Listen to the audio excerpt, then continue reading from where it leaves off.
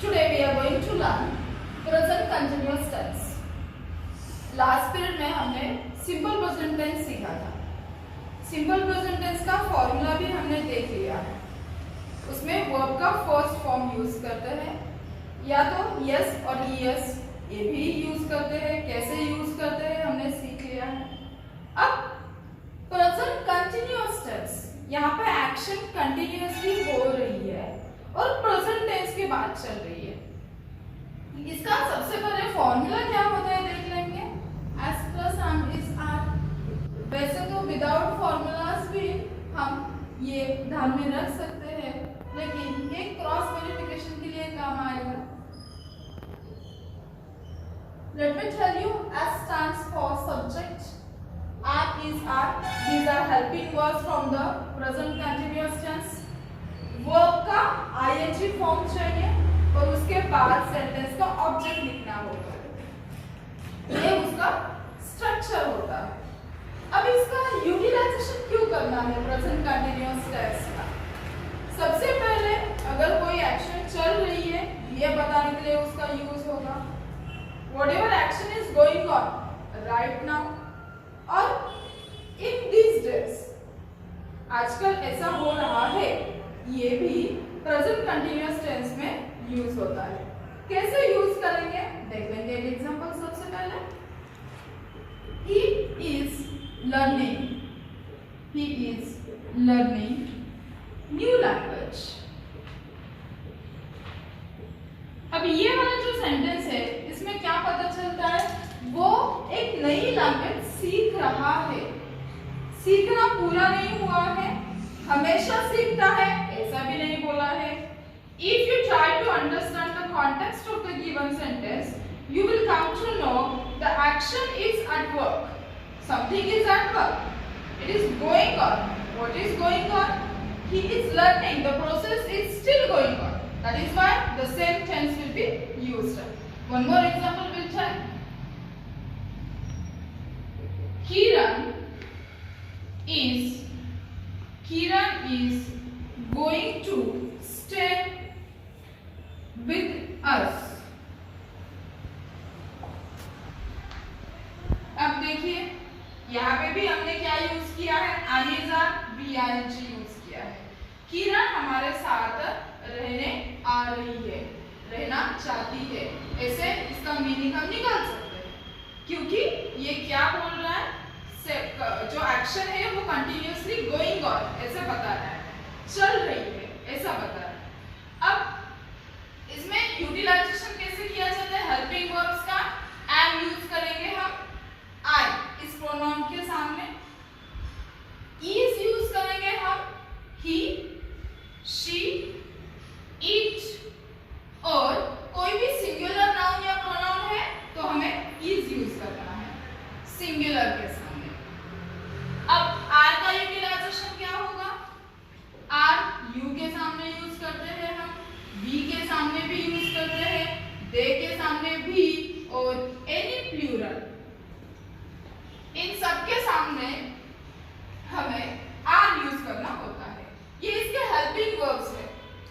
मैं हमेशा बच्चों को बोलती हूँ हेल्पिंग वर्ब का यूटिलाइजेशन दो चीजों के लिए होता है, उसके दो फंक्शंस होते हैं। सबसे पहला फंक्शन ये है कि हमारा सेंटेंस नेगेटिव बनाना है तो हेल्पिंग वर्ब हमें यूज करना होता है। दूसरी बात कि अगर सेंटेंस को इंट्रोगेटिव बनाना है, क्वेश्चन बनाना है, तो भी हेल्पिंग वर्ब का यूटिलाइजेशन होता है। अब कंटिन्यूअस प्रेजेंट टेंस के जो सेंटेंसेस है उनको नेगेटिव कैसे बनाया जाएगा। For example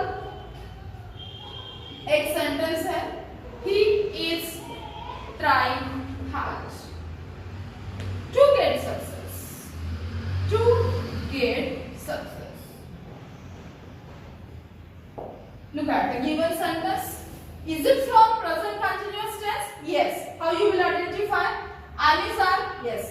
Is has been used. VING verb का ING फॉर्म यूज हुआ है।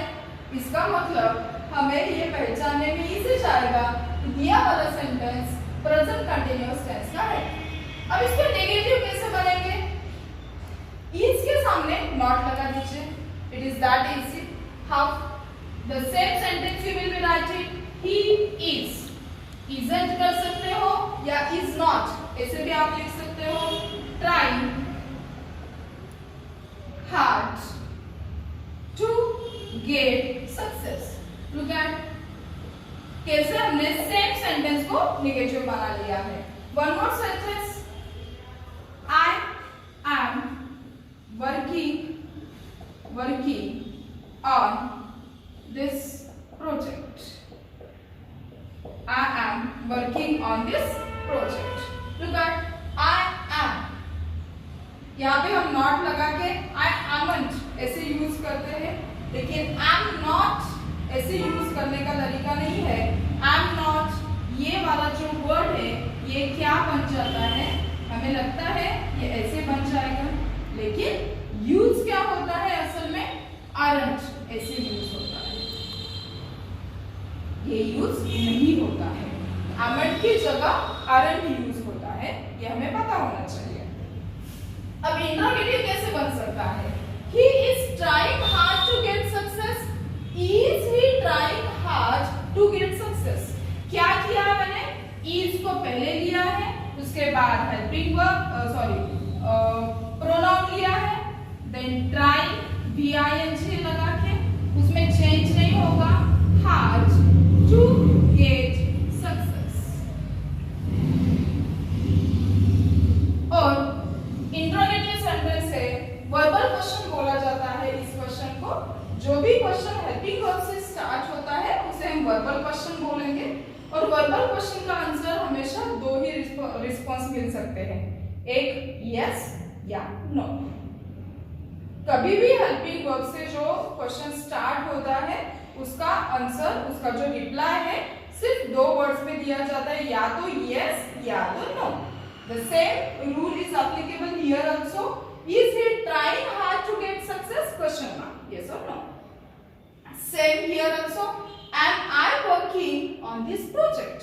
क्वेश्चन मार्क देना पड़ेगा, ये इंटरोगेटिव हो गया इसका। तो आज के वीडियो में हमने क्या सीखा है?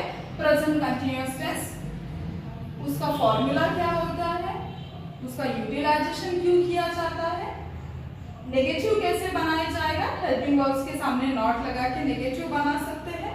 नेक्स्ट, इंट्रोगेटिव सेंटेंस कैसे बन सकता है, सिर्फ हमें उसका पोजीशन, सेंटेंस के जो वर्ड्स है उनका पोजीशन चेंज हो जाएगा।